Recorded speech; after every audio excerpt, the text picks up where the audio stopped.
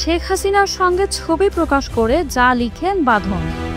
গত জুলাইয়ে ছাত্র জনতার অভ্যুত্থানে সরব ছিলেন অভিনেত্রী আজমেরী হক বাঁধন।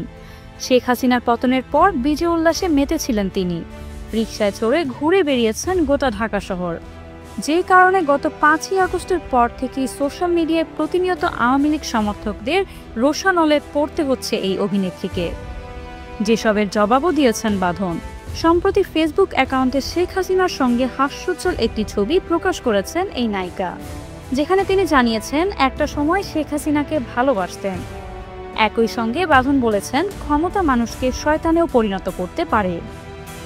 শেখ হাসিনার সঙ্গে হাস্যোজ্জ্বল সেই ছবি প্রকাশ করে বাঁধন তার স্ট্যাটাসে লিখেছেন, এই ছবিটা ওই সময় আমি মজা করে তাকে বলেছিলাম, অনেকে ভাবছে আমরা নাকি আগে থেকে ঠিক করে একই রঙের পোশাক পরেছি।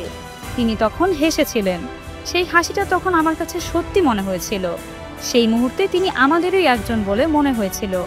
স্মৃতিচারণ করে বাঁধন বলেন, তার গল্প আমাকে অনুপ্রাণিত করেছিল। এক রাতে পুরো পরিবার হারিয়েছিলেন, শরণার্থী হিসেবে জীবন কাটিয়েছেন, তবুও সেই দেশেই ফিরে এসেছেন যে দেশ তার সবকিছু কেড়ে নিয়েছিল। এমন সাহস খুব কম মানুষই দেখাতে পারে, কিন্তু সময়ের সাথে আমি দেখেছি ক্ষমতা মানুষকে শয়তানেও পরিণত করতে পারে। অভিনেত্রী আরও বলেন, শুধু তার সঙ্গে হাসলাম মানে এই নয় যে আমি প্রধানমন্ত্রী হওয়ার পথেই আছি।